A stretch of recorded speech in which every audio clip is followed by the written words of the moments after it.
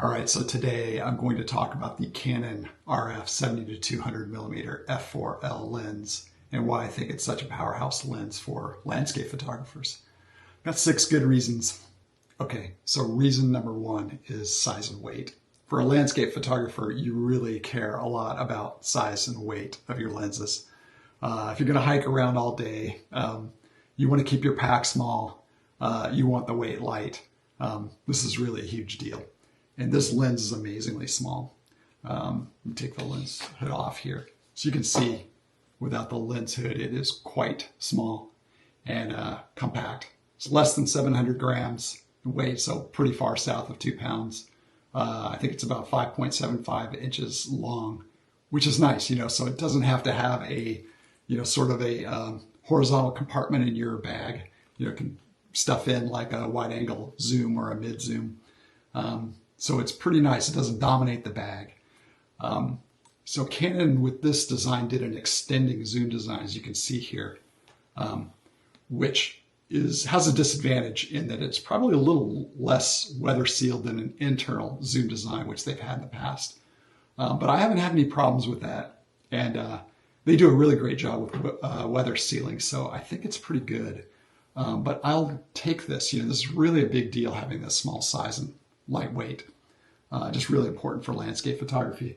And actually, as an example, I have an old EF 70 to 200. This was actually the f2.8 design, but you can see this one. It's really heavy, okay, and it's really quite long. I'm not sure what the length is, but it cannot stuff into your bag vertically like this. It's got to have a horizontal compartment, and it really just is awkward in a bag. So this is just an example of why you really like this small design. But that is a huge deal for a landscape photographer. So very important there. That's number 1. All right, so reason number 2 is image quality. And this, like size and weight, is super important to a landscape photographer. Landscape photographers got to have great image quality. And generally I'd say, like these Canon L lenses are going to be good. Canon makes great lenses, and and just in general, if you buy an L lens, it's going to cost you quite a bit, but the image quality is going to be outstanding. And it's funny because I always thought that this EF 70 to 200 lens was like just unbelievable image quality, and I've done some side-by-sides, and to be honest, I think this f4 RF lens is actually better, sharper, believe it or not. So anyway, they really nailed it with this, and I've been really happy. And actually, I should probably show an example or two on this lens. But yeah, image quality, stellar. Couldn't be happier than I've been with this. This is really, really good. So fantastic. So reason number 3 is close-up work. And a lot of times I want to do like a macro type photograph. And for whatever reason, a lot of times you can't get close enough to what you're trying to get at with a regular macro lens, where you're really trying to get in close. But when you have the 7200 and you extend to 200 millimeters, you can get pretty much a near macro image. And so a lot of times, when I want to get really close to something, but I just can't physically get there, or I can't set my tripod up close enough, I'll use this lens and get amazing detail and macro-like photograph. And so it's really good for that. I usually actually use it quite a bit for that reason. But yeah, something not expected, that you just wouldn't think, but it is something that's really useful and something I appreciate. Yeah, fantastic. All right, so case in point here, this is a picture of foxglove that I saw in the field. Yeah, it was just surrounded by stinging nettles, so I had a hard time getting real close. So I set up my tripod and used the 70 to 200 lens to take almost like a macro-like photograph. And I hope you can see the detail here. I never know what the YouTube compression algorithm is going to do to photographs that I put in these videos.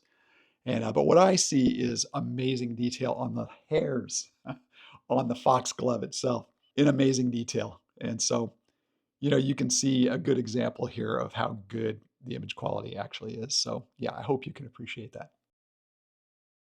All right, reason number 4. A lot of times when you have a big landscape, there may be some details in that landscape that look really good, But you've got to have a long lens to actually get at those details. Wide angle lens doesn't always work for you because you want a small piece.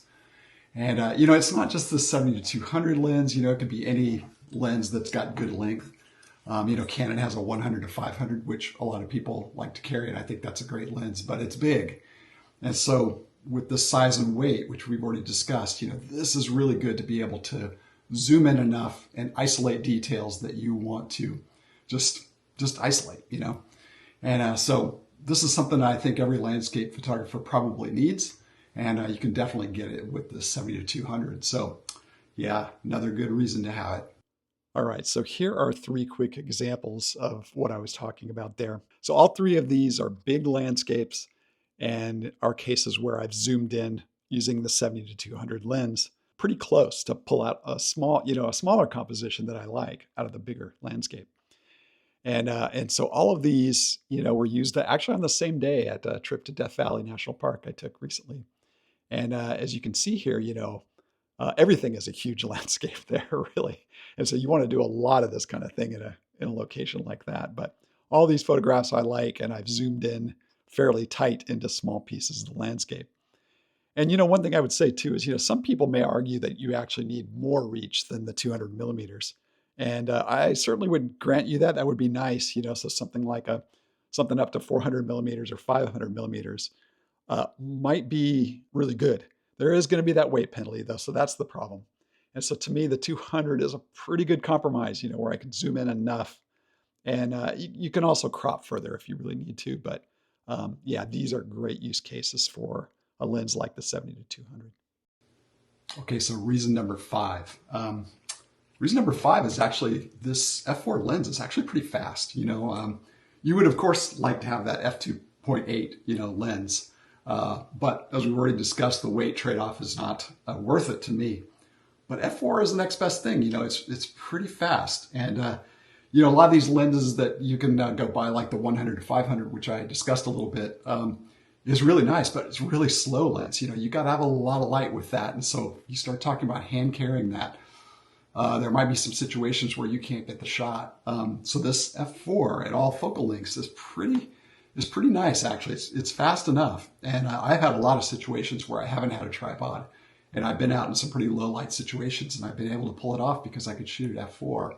So yeah, all things considered, I think it's actually a pretty fast lens. And that's a very nice thing about it. So it's a good reason. All right, reason number 6. Reason number 6 is the cost. It's not bad. This is an L lens, and L lenses are going to be expensive. They just are. But this is not bad. I'm looking at a B&H photo right now here, and this lens at the moment is $13.99. And while expensive, that's not too bad, actually. And when I look at the f2.8 version here, that one is $24.99. So quite a lot more. And Canon also has a Z version of the 70-200, and it is an internally focusing mechanism. It's kind of like this older design where it's all one length, it doesn't extend. And that version is actually $29.99. So a lot more. And so pretty good. And, landscape photographers are going to have a few lenses, so you're going to be spending money. And so you're always looking to get the best bang for your buck, for sure. And this lens does it for sure, I think. So yeah, it's another good reason. All right, well, that is going to do it. I hope you enjoyed this video. And there are many more reasons, by the way, why I think this lens is a really good one. But these were the main ones. But yeah, hopefully it's useful to you. And yeah, if you haven't subscribed, please consider doing so. I notice still, probably 60% of people who watch my videos are not subscribed. It's a free thing. Just hit subscribe. No big deal. So anyway, leave me any questions you may have about this. I would be happy to help where I can. And yeah, I'll see you next time.